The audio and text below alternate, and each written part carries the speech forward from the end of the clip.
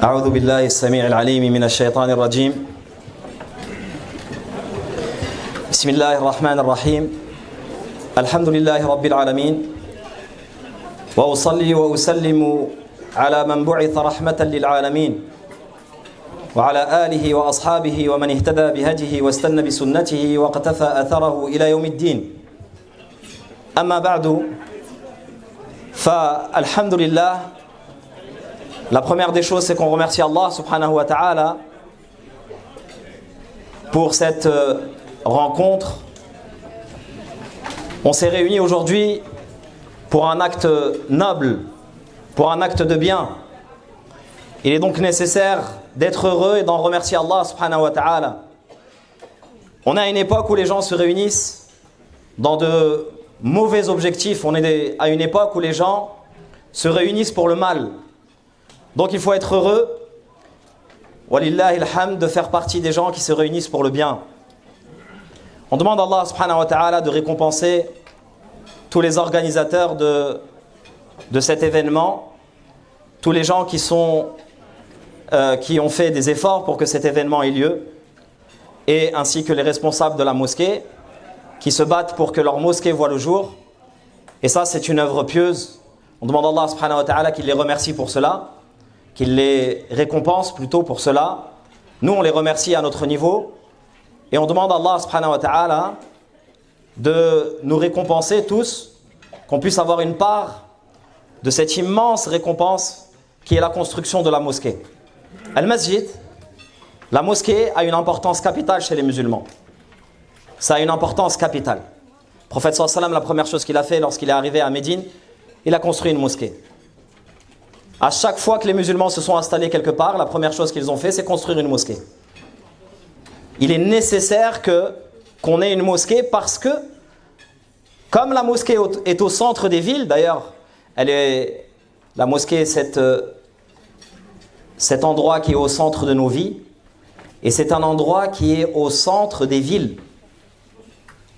Les musulmans, à chaque fois qu'ils ont construit une nouvelle ville, ils ont d'abord construit la mosquée, et ensuite, autour, ils ont construit des maisons.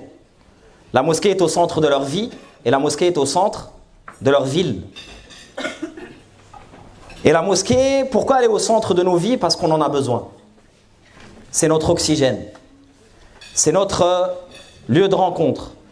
C'est là où on recharge ses batteries. C'est là où on rencontre nos frères et sœurs, avec lesquels on n'a pas d'autre lien si ce n'est un lien spirituel.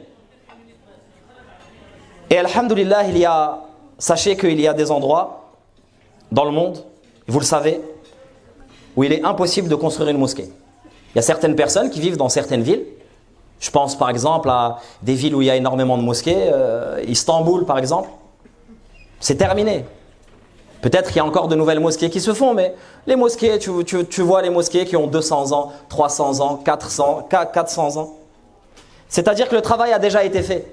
C'est un honneur qu'Allah nous a donné de pouvoir être parmi ceux qui ont construit une mosquée. Beaucoup n'ont plus cette chance-là, n'ont plus cet honneur de faire partie des gens qui ont construit la mosquée. Voilà pourquoi on remercie nos frères et sœurs qui se battent jour après jour pour que cette mosquée existe et qui se battent pour que cette mosquée grandisse, pas seulement au niveau du bâtiment, mais aussi au niveau. Une grande mosquée n'est pas forcément une mosquée avec beaucoup de mètres carrés. Une grande mosquée, c'est une mosquée où, alhamdoulilah, il y a beaucoup de choses qui se font et qui est une lumière pour les environs. Ça, c'est concernant cette première partie. Le sujet que je suis censé traiter, c'est « Apaise ton cœur ». On vit à une époque où il y a énormément de choses qui nous rendent, qui nous mettent en colère, ou qui nous ajoutent du stress, ou qui ne nous plaisent pas. Des choses autour de nous, que ce soit dans nos familles, que ce soit dans notre entourage proche, nos voisins, nos collègues, etc., etc. Des choses qui nous heurtent. On vit dans un monde où les informations Lorsqu'on regarde les informations, lorsqu'on regarde la télé, eh bien c'est un moment qui est rarement un moment de joie. Lorsqu'on voit ce qui arrive, notamment aux musulmans dans le monde, ça nous rend le cœur lourd. Et là, avec ce qui se passe, notamment avec ce qui s'est passé ces derniers temps, on a enchaîné les catastrophes. Il y a eu les tremblements de terre qui se sont enchaînés. Tremblements de terre au Maroc, en Afghanistan. On a eu en Libye aussi. Les gens étaient sous l'eau pendant plusieurs jours. Il y a beaucoup de gens qui sont morts. Et dernièrement, avec nos frères et sœurs qui subissent l'oppression et qui subissent les bombardements à Gaza, nasallahu ta'ala an yansurahum wa an yantasira lahum. On demande à Allah ta'ala de les protéger, d'être à leur secours. Tout ça, c'est une succession de choses qui rendent le cœur lourd. Tout ça, ce sont des choses qui, surtout avec les images qu'on a vues dernièrement. J'ai reçu beaucoup de messages de gens qui m'ont dit qu'est-ce qu'on peut faire et qui sont tristes. Plusieurs personnes m'ont dit je pleure tous les jours. Face à ce constat, il faut qu'on puisse avoir des outils entre les mains. Notre frère Cheikh Redouane tout à l'heure a évoqué énormément de choses qui nous a montré la voie à suivre. Parce qu'il nous a parlé de notre modèle, le prophète sallallahu alayhi wa sallam. Il nous a donné des images d'événements où on a ressenti ce que les musulmans ressentaient à l'époque. On parle d'une époque où, lorsqu'il parle de Ghazwat al-Khandaq, la bataille du fossé, quand le prophète sallallahu alayhi wa sallam est encerclé de toutes parts, lorsque les musulmans sont assiégés, là, effectivement, c'est un moment qui est difficile, mais qui ne peut pas être comparable avec quel que soit le malheur qui puisse exister, ça ne peut pas être comparable avec ce qui s'est passé. Pourquoi ? Parce qu'à l'époque, cette armée de 10 000 hommes, si elle rentrait dans Médine, elle éradiquait l'islam et les musulmans. Il n'y a plus d'islam, il n'y a plus de musulmans. Ils seraient rentrés dans Médine, ils auraient tué tout ce qui s'appelle musulmans. Et à la surface de la terre, il n'y aurait plus de musulmans. L'enjeu était beaucoup plus grand que ce qu'on a aujourd'hui. Ce n'est pas pour minimiser la gravité de ce qui se passe aujourd'hui et de l'oppression, mais il faut qu'on réfléchisse. Les musulmans ont vécu des moments difficiles, des moments vraiment difficiles. Et c'est normal d'être triste, ça veut dire que tu es croyant. C'est normal d'avoir mal, ça veut dire que tu es un musulman et que tu fais partie de cette communauté. Mais qu'est-ce que tu peux faire pour apaiser ton cœur ? Est-ce que tu dois rester comme ça et broyer du noir et t'enfoncer dans cette tristesse, jour après jour ? Avec ces images qu'on voit, des choses qui sont inhumaines. Et de l'autre côté, on voit des gens qui n'en ont absolument rien à faire. Eh bien, en tant que musulmans, on se doit d'aller dans le bon sens. Qu'est-ce que c'est que le bon sens ? Qu'est-ce que c'est que l'apaisement dans ce cas de figure-là ? Eh bien, on voit que l'islam, c'est cette religion qui nous pousse à ne jamais être triste. Jamais. Qui nous pousse à toujours être dans la patience. Toujours aller de l'avant. Toujours être optimiste. Toujours être dans le positif. Jamais dans le négatif. Si tu broies du noir, eh bien fais quelque chose qui va te sortir de ça. Apaise ton cœur. Le prophète sallallahu alayhi wa sallam, il est passé par des événements. On en parlait de Ghazwat al-Khandaq, mais il n'y a pas que ça. Il y a énormément de choses par lesquelles le prophète sallallahu alayhi wa sallam, énormément d'événements tragiques, énormément de catastrophes. Qu'est-ce qu'Allah Ta'ala lui dit à ce sujet ? Qu'est-ce qu'il lui dit ? Le prophète sallallahu alayhi wa sallam qui ressent ça.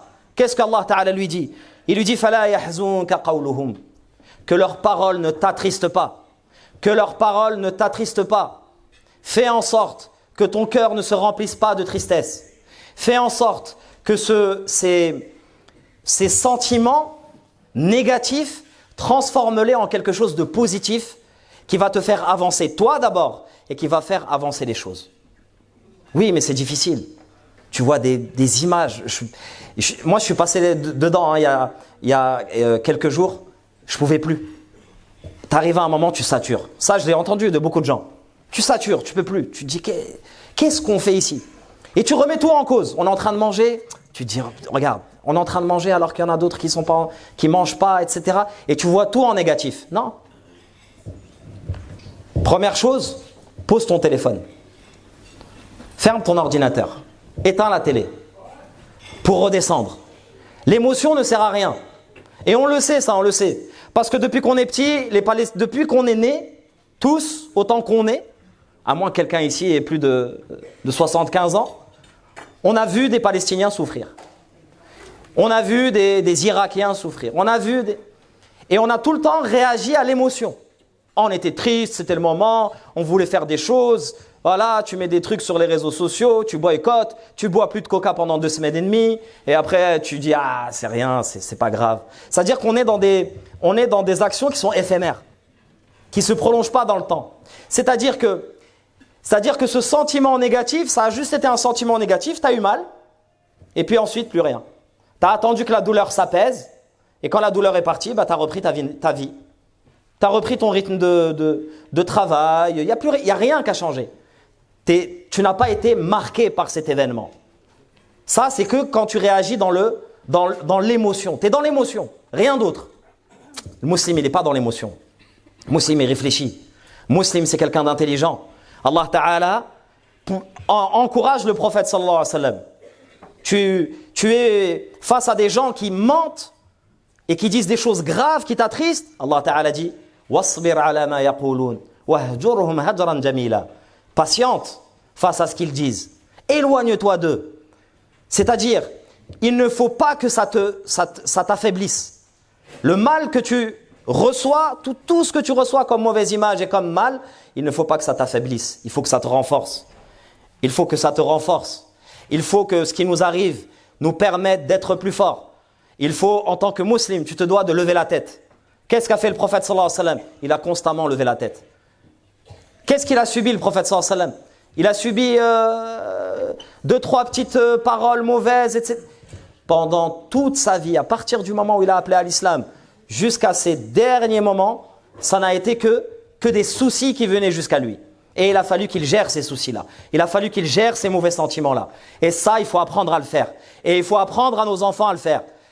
Leur montrer que, oui, il y a des catastrophes dans le monde. Oui, il y a du mal. Mais, wasbir ala ma yaqulun. Patiente. Sois quelqu'un de patient. Lève la tête. Et accepte ce qui te vient d'Allah subhanahu wa ta'ala. Omar ibn Khattab radiallahu ta'ala disait, lorsque je me lève le matin, peu m'importe l'état. Peu m'importe l'état des choses qui m'entourent. Est-ce que c'est bien ou est-ce que c'est pas bien? Est-ce que ça me plaît ou est-ce que ça ne me plaît pas? Pourquoi? Peu m'importe. Est-ce que ce que je vais trouver va me plaire ou pas? Pourquoi? Tout simplement parce que je ne sais pas où Allah a mis le bien. Je ne sais pas où Allah a mis le bien. Et peut-être que ce que je suis en train de subir, c'est un bien. Et donc il faut absolument transformer le mal que tu reçois en bien. Tu l'extériorises et tu le ressors en bien. Il y a énormément de points à ce sujet. Dans le Coran, on a beaucoup de choses où tu vois qu'Allah subhanahu wa ta'ala il remonte le moral au prophète sallallahu alayhi wa sallam. Où tu vois qu'Allah ta'ala pousse le prophète sallallahu alayhi wa sallam à aller mieux. Par des paroles, par des événements qui vont se produire. Lorsque le prophète sallallahu alayhi wa sallam va recevoir des pierres à Taïf, ensuite, il va y avoir des personnes qui vont se convertir à l'islam. Il va y avoir les djinns qui vont se convertir à l'islam. Il va y avoir l'Isra ou al-Mi'raj, ce voyage d'ascension. C'est-à-dire qu'il va recevoir des épreuves et par la suite, Allah subhanahu wa ta'ala va lui donner énormément de bien et c'est ce qu'on espère pour notre communauté. Allah ta'ala nous dit « Fa'inna ma'al usri yusra, inna ma'al usri yusra. Fa'inna ma'al usri yusra, inna ma'al usri yusra. » Certes, avec la difficulté vient une facilité. Avec la difficulté vient une facilité. Les ulama, ils disent, et d'ailleurs c'est ce que dit le prophète sallallahu alayhi wa sallam dans un hadith, il dit « Lan yaghliba usrun yusrain » Une difficulté ne peut pas battre 2 facilités. C'est-à-dire, Allah Ta'ala dans le Coran ici, il nous dit qu'à chaque fois que tu vas subir une épreuve, tu vas avoir 2 fois plus de bien qui va te toucher. 2 fois plus. 2 fois plus de bien qui va te toucher. Et ça, c'est une chose qui doit te renforcer. Il y a le poète qui disait « Ayyuha al-abdu, kun lima lasta tarju min najahin arja lima anta raji. » Ô serviteur, les choses que tu n'espères pas, eh bien, espère-les plus que ce que tu espères. C'est-à-dire, les choses qui pour toi sont inimaginables, c'est ça que tu dois espérer. Fais partie des gens qui espèrent le maximum. Lorsque tu fais dua, qu'Allah Ta'ala t'envoie au paradis, qu'est-ce que tu demandes? Firdaus al-A'la. Firdaus al-A'la. مع النبيين والصديقين والشهداء والصالحين. Tu dis, mais le fajr, j'ai du mal. Des fois, le Coran, je commence à lire et puis je passe à autre chose. Je ne suis pas au niveau de ces gens. Allah Ta'ala t'encourage à demander. Et pourquoi pas? Et pourquoi on ne serait pas fil firdaus al-a'la? Nasallahu ta'ala an yajma'ana fi. On demande à Allah Ta'ala de nous y réunir. Il dit ensuite, kulli ma lasta tarju min najahin arja lima anta raji. Inna Musa qad dhahaba liyakhtabisa naran min shu'a'in qad laha wal laylu daji fa ata ahlahu wa qad kallama Allahu. Moussa alayhi salam, lorsqu'il revient vers Pharaon et qu'il est avec sa famille, il est dans le désert et il voit un point incandescent. Qu'est-ce qu'il dit à sa famille? Il dit restez là, je vais aller chercher, peut-être il y a du feu ou quelqu'un qui va m'indiquer le chemin. C'est ce qu'il espérait, il espérait avoir du feu. Il espérait avoir quelqu'un qui lui montre le chemin. Quand il est revenu en ayant parlé avec Allah subhanahu wa ta'ala. Ce qu'il n'espérait même pas. Les ulama disent, Moussa alayhi salam, lorsqu'Allah lui parle, il dit wa ma tilka bi yaminika ya Moussa. Qu'est-ce que tu as dans la main droite, ô Moussa? Les ulama de la langue disent la asl, normalement, qu'est-ce qu'il devrait répondre? Mon bâton, asaya. Point. Moussa alayhi salam a rajouté le mubtada. Normalement, tu le rajoutes même pas. Qala hiya asaya. Et ensuite, Moussa alayhi salam, il va donner des informations. Allah Ta'ala lui dit, qu'est-ce que tu as dans la main? Il dit, c'est mon bâton avec lequel je fais telle chose et telle autre chose et telle autre chose. Les ulama se posent la question, ils disent, mais pourquoi? On lui demande ce qu'il a dans la main, on lui demande pas ce qu'il en fait. Eh bien, ils disent, Moussa alayhi salam, à ce moment-là, il veut tellement faire durer la discussion qu'il va donner encore plus de détails, encore plus d'informations, de peur que cette discussion ne s'arrête. Il parle avec qui? Avec Allah subhanahu wa ta'ala. Et quand tu parles avec celui que tu aimes, tu as envie que ça dure. Donc tu vas trouver des prétextes, tu vas rajouter des mots, tu vas faire en sorte que ça dure. Moussa alayhi salam n'espérait même pas trouver du feu. Il revient en ayant parlé avec sa majesté Allah subhanahu wa ta'ala. C'est pour ça que l'espoir, c'est ça la tarbiya de l'islam. Et ça c'est le deuxième point. Ou le troisième, je ne sais plus, vous comptez. Non, je ne sais plus, 3 points, 2 points. Allahu a'lam. À la fin, on fait les comptes, comme pour la cagnotte. C'est là on arrive au point suivant. L'espoir doit faire partie de ta vie. Ces choses-là ne doivent pas te briser, mais doivent te renforcer. Où est-ce que tu vas trouver le réconfort? Et on va citer 2 choses dans lesquelles tu vas trouver le réconfort. 2 choses. La première des choses, c'est le Coran. Al-Qur'an. Tu vas trouver le réconfort dans le Coran. C'est-à-dire, lire le Coran, ça va te remonter la foi. Lire le Coran, ça va t'aider. Et wallahi al-azim, je ne sais pas s'il y en a parmi vous, c'est déjà arrivé. Il a un problème, ou en ce moment, il est mahmoum, il a des soucis par rapport à ce qui se passe à Gaza. Il ouvre le Coran, il tombe sur une page. Subhanallah. Il tombe sur une page, le Coran lui parle. Allah subhanahu wa ta'ala dans le Coran, il dit Ma asaba min musibatin illa bi'idhnillah. Ma asaba min musibatin illa bi'idhnillah. Nul malheur n'atteint l'homme que par la permission d'Allah. Thumma yaqul wa man yu'min billahi yahdi qalbah. Et celui quiconque croit en Allah, Allah guide son cœur. Il dit c'est quoi le rapport entre ces 2 expressions? Tout malheur, nul malheur n'atteint l'homme que par la permission d'Allah. Et celui qui croit en Allah, Allah guide son cœur. C'est quoi? Allah Ta'ala, il te donne la solution là. Il te donne la solution. Lorsque tu es frappé par un malheur, tu dois faire ce qu'il faut à ce moment-là. Et qu'est-ce qu'il faut faire à ce moment-là? وَمَنْ يُؤْمِنْ بِاللَّهِ يَهْدِ قَلْبَهُ. Tu dois revenir vers Allah. Parce que revenir vers Allah, ça va faire quoi? Ça va guider ton cœur, c'est-à-dire ça va le satisfaire. La satisfaction, elle va arriver. C'est-à-dire, lorsque le malheur te frappe, reviens vers Allah subhanahu wa ta'ala. Dépêche-toi de revenir vers Allah et c'est ça qui va satisfaire ton cœur. Arrête de chercher. Tu es là, tu regardes, tu dis ouais un tel, regarde ce qu'il a dit. Tu commences à envoyer aux gens, regarde lui ce qu'il a dit sur tel plateau. Regarde et tu continues. Pose ton téléphone, prends le Coran et regarde. Et tu vas voir que revenir vers Allah subhanahu wa ta'ala en lisant le Coran, revenir vers Allah subhanahu wa ta'ala par la prière, par le dhikr, etc. Ça va apaiser ton cœur. Yahdi qalbah. Allah subhanahu wa ta'ala, il va aider ton cœur à revenir à un état normal et à t'apaiser. Pourquoi? Parce que si tu ne fais pas ça, tu vas rester dans le même état. Tu vas rester dans un état de souffrance, de tristesse, de malheur, etc. Seul Allah subhanahu wa ta'ala peut t'enlever cela. Regardons les compagnons. Les compagnons du prophète sallallahu alayhi wa sallam, qu'est-ce qu'ils ont fait? Ne sont-ils pas revenus vers Allah quand ça allait mal? Et regardons le résultat. Bilal radiallahu anhu. Bilal. Tout le monde connaît Bilal radiallahu anhu. Et tout le monde sait ce qu'il a subi. Son maître le prend, le met sur le sol brûlant, lui met un rocher sur le ventre. Il souffre. Pourquoi? Pour qu'il abandonne l'islam. Qu'est-ce qu'il a dit? Ahadun ahad. Allahu ahad. Kalimatut tawhid. Il a dit Allah est l'unique. C'est ce qu'il a dit. Il était où? Il était sous une pierre, sous un rocher. Il n'a pas arrêté de quoi? De revenir vers Allah subhanahu wa ta'ala. Et de prononcer le nom d'Allah. C'était quoi son cadeau? C'était quoi la fin? Lui qui était sous un rocher, en train de prononcer le nom d'Allah, de crier, de proclamer l'unicité d'Allah ta'ala, qu'est-ce qu'Allah lui a donné comme cadeau à la fin? Il s'est retrouvé sur la Kaaba, en train de prononcer et proclamer le nom d'Allah, en faisant l'adhan. Bilal, radiallahu anhu, ancien esclave, qui monte sur la Kaaba, qui a les deux pieds sur la Kaaba, en face de tous les nobles Qurashites. Et il prononce le tawhid. Lui qui était sous le rocher, il a tenu bon, Allah Ta'ala lui a donné ce que nul n'espérait. Nul n'espérait parmi les notables et les nobles de Quraysh. Allah Ta'ala lui a donné la possibilité de prononcer le tawhid sur la Kaaba. Il était sous le rocher, il s'est retrouvé sur la Kaaba. Et ça, si on commence à comptabiliser les événements qui se sont produits à l'époque du prophète sallallahu alayhi wa sallam, et chaque compagnon ce qu'il a subi, subhanallah, c'est impressionnant. C'est pour ça qu'on a besoin de positif.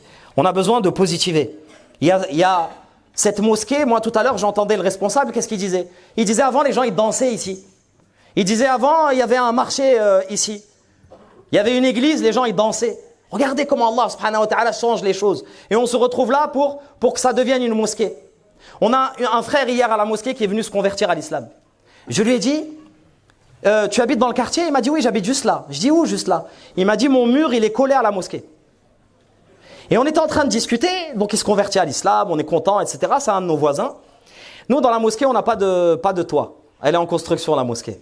Ça veut dire que les voisins, ils entendent l'adhan, ils entendent la prière. Et il y a quelqu'un qui me rappelle, il me dit, regarde, subhanallah, il y a un voisin, il est musulman. Il habite dans le bâtiment, il vient nous voir, il dit, baissez le micro, sinon éteignez le micro, parce que moi, j'en ai marre. J'en ai marre d'entendre l'adhan, j'en ai marre d'entendre les prières. Pendant ce temps-là, un non-musulman, lui, il vient, pourquoi? Pour se convertir à l'islam. Ajib, subhanallah. Des choses que tu n'espères même pas, Allah Ta'ala, il te les apporte.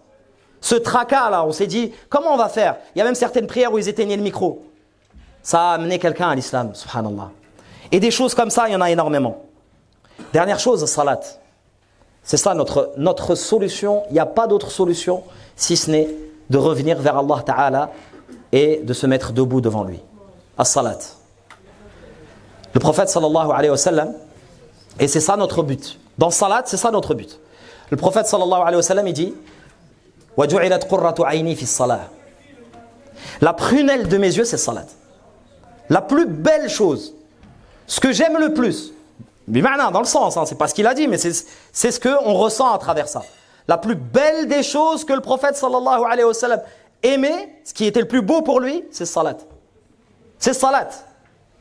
Ibn Hajar, rahimahullah, il dit وَمَنْ كَانَتْ قُرَّةُ عَيْنِهِ فِي شَيْءٍ فَإِنَّهُ يَوَدُّ أَنْ لَا يُفَارِقَهُ. Celui qui considère une chose comme la prunelle de ses yeux, il ne veut pas s'en séparer. Il ne veut pas s'en séparer. وَلَا يَخْرُجُ مِنْ. Il ne veut pas en sortir. لِأَنَّ فِيهِ نَعِيمُهُ. Car il y trouve son bonheur. وَبِهِ تَطِيبُ حَيَاتُهُ. Et sa vie devient meilleure avec ça. وَإِنَّمَا يَحْصُلُ ذَلِكَ. Et ça, c'est un degré qui arrive à qui? لِلْعَابِدِ بِالْمُصَابَرَةِ عَلَى النَّصَبِ. De celui qui devient adorateur par les efforts qu'il a mis. Il a mis en place des efforts, de la fatigue pour arriver à ce résultat. C'est ça notre objectif. Tu veux te lever pour salat et tu dis, je vais faire salat après. Et tu retardes la salat tu la considères comme une corvée. Tu n'as pas atteint l'objectif. Une adoration, tu passes par 3 étapes avant d'arriver au plaisir, avant d'arriver à ce niveau-là. La première étape, c'est la difficulté, c'est dur. La salat, pour celui qui ne prie pas, c'est dur. Imaginez quelqu'un qui vient de se convertir à l'islam maintenant. Il faut qu'il s'organise, par exemple, l'organisation des salats. On a Dor, surtout en ce moment, faut pas se tromper. Hein. Dor, ensuite Asr, ensuite Maghrib, ça va très très vite. Il y a une organisation, il y a un effort, il y a une difficulté, mais pas une difficulté impossible. La yukallifullahu nafsan illa wus'aha. Allah n'impose pas à une âme ce qu'elle ne peut pas supporter. Une fois qu'il a passé cette difficulté, et il y en a plein qui sont bloqués dans cette étape-là. Il y en a plein, malheureusement, ils sont bloqués dans cette étape-là. C'est-à-dire, c'est tellement dur pour lui, il arrête. Tu rencontres des gens qui disent j'ai arrêté, j'ai fait salat, après j'arrête, après je la refais, après j'arrête, etc. Il est bloqué dans cette étape. Pour lui, le salat, c'est juste une difficulté. Ensuite vient la deuxième étape. Une fois qu'il a appris à faire salat, une fois qu'il a organisé sa vie, ça y est, au travail, il sait où est-ce qu'il va faire salat, l'odo, où est-ce qu'il va faire l'odo, etc. Il a organisé toute sa vie, il passe à la deuxième étape, c'est l'habitude. Fais une chose pendant 40 jours, ça deviendra une habitude. Tu veux faire qiyam al-layl, tu fais 2 rak'a avant le fajr pendant 40 jours. Ça devient une habitude. En ce moment, c'est facile. Et là, une fois qu'il a passé l'étape de l'habitude et qu'il est resté patient, il arrive à la dernière étape qui est le plaisir. Quand il goûte au plaisir, il ne peut plus revenir en arrière. C'est terminé. Il ne peut plus arrêter salat. Et là, il commence à ressentir ce que dit le prophète sallallahu alayhi wa sallam. Lorsque le prophète sallallahu alayhi wa sallam voulait dire à Bilal, radiallahu anhu, justement, de faire l'iqama, de faire l'appel à la prière pour commencer, il lui disait « Arihna biha ya Bilal » apaise-nous. C'était un apaisement pour lui, le prophète sallallahu alayhi wa sallam. Et tant qu'on n'aura pas goûté ça une fois dans notre vie, on ne saura pas ce que c'est que d'être musulman. Si tu n'as jamais goûté ça, c'est que tu ne sais pas ce que c'est que d'être musulman. C'est que tout ce que tu entends au sujet de salat, le prophète sallallahu alayhi wa sallam, son attachement à la prière, c'est de la théorie. Tu l'as jamais goûté. Voilà. On te parle d'un nouveau plat, de quelque chose de somptueux, etc. Des fois, on regardait à la télé des émissions de glace, de trucs. Moi, tant que j'ai pas mis la cuillère dans ma bouche, je sais pas ce que c'est. Tu peux me parler pendant 2 heures des termes techniques de je sais pas quoi. La glace, elle est un peu acidulée. En même temps, il y a un mélange de... Une fois, c'est de la théorie. Une fois que tu mets dans la bouche, tu dis subhanallah, c'est pour ça. On a des personnes âgées à la mosquée. Wallahi al-azim. Il y en a un, rahimahullah, il est décédé il y a pas longtemps. Wallahi al-azim, il habite à 200 mètres de la mosquée. Il doit mettre au moins 25 minutes à aller à la mosquée. Ça veut dire, toi, tu as fini salat, tu es parti, tu es allé au marché, tu es revenu, tu le vois, il est encore en train de marcher pour rentrer chez lui. Tu dis, mais pourquoi tout ça? Pourquoi il se fatigue autant? Il habite dans un bâtiment, il n'y a même pas d'ascenseur, etc. Pourquoi? C'est parce que tu n'as pas goûté, c'est pour ça. Tu ne connais pas. C'est pour ça que tu ne peux pas comprendre. Pour toi, c'est de la fatigue, c'est de la corvée. Tu te dis, mais il est vieux, il peut rester chez lui, il a la possibilité. Tu cherches le prétexte pour ne pas faire. Mais lui, il a goûté à ce que toi, tu n'as pas goûté. Malade, fatigué, il pleut, il neige, il vient à la mosquée. Il vient très tôt à la mosquée. Il vient avant tout le monde à la mosquée. Subhanallah. Parce qu'il a goûté à ce à quoi beaucoup d'entre nous, moi le premier, n'ont pas goûté. Et on demande à Allah subhanahu wa ta'ala de nous permettre de goûter à ça. Pourquoi je parle de tout ça? C'est ça notre solution. C'est ça notre solution. Cheikh Radouane tout à l'heure, il disait quoi? Certains minimisent dua. Ils disent oui, il faut boycotter, il faut faire ceci. Oui, c'est vrai. C'est vrai, on ne minimise pas. Hein. Ça leur fait mal. Hein. Il faut trouver des solutions, il faut parler, il y a énormément de choses à dire. Mais wallahi al-azim, si on revient tous vers Allah subhanahu wa ta'ala, si on est tous à ce niveau de salat, wallahi al-azim, un d'entre nous lève les mains, une nuit, il fait une dua, wallahi al-azim, le problème il se règle. Bayna ashiyatin wa duhaha. Bayna ashiyatin wa duhaha. Soyez-en sûrs, on est une communauté. Il y a une partie de la communauté qui est malade, qui souffre, qui sont nos frères, dans différents endroits dans le monde. Hein. Il n'y a pas que Gaza, mais à Gaza, ils sont en train de souffrir. Eh bien, sachez que c'est de notre faute. On en porte une responsabilité. On a une responsabilité. Notre responsabilité, c'est quoi? C'est de ne pas revenir vers Allah subhanahu wa ta'ala. Parce que quand on lève les mains, il ne se passe rien. Alors que les gens pieux, quand ils lèvent les mains, il se passe quelque chose tout de suite. C'est notre responsabilité. C'est pour ça que notre solution, c'est de revenir vers Allah. Parce que ça va être quelque chose qui sera bénéfique dans l'instant, dans l'émotion, mais aussi ce qui va se prolonger dans le temps et qui nous sera utile et qui sera utile à toute la communauté. Dernière chose? Oui, il y a une dernière chose. Qu'est-ce que tu veux? C'est comme ça. Il n'est pas content. La dernière chose, c'est que le prophète sallallahu alayhi wa sallam a dit, parmi les gens qui seront qui seront protégés yawm al-qiyamah, il cite celui qui a le cœur attaché aux mosquées. Celui qui a le cœur attaché aux mosquées. Il est nécessaire que tu ailles à la mosquée. Et là, alhamdulillah, Allah Ta'ala, on remercie Allah de nous permettre d'être au service d'une parmi les maisons d'Allah. Et certains ont dit, qu'est-ce que ça veut dire avoir le cœur attaché aux mosquées? Dans une riwaya, c'est « وَقَلْبُهُ مُعَلَّقٌ فِي الْمَسَاجِدِ » Son cœur, il est accroché dans la mosquée. Ça veut dire quoi, son cœur, il est accroché dans la mosquée? Ça veut dire que quand il sort de la mosquée, c'est comme s'il avait un trou. Il a un vide. Et il ne comble ce vide que quand il revient à la mosquée. On espère qu'Allah subhanahu wa ta'ala nous permette d'atteindre ce niveau, qu'Allah ta'ala nous permette de revenir vers lui sincèrement et qu'Allah subhanahu wa ta'ala fasse de nous des personnes pieuses et des personnes qui seront bénéfiques aux autres, non pas seulement avec de la théorie, mais en pratique. أقول قولي هذا وأستغفر الله لي ولكم بارك الله فيكم وآخر دعوانا الحمد لله رب العالمين.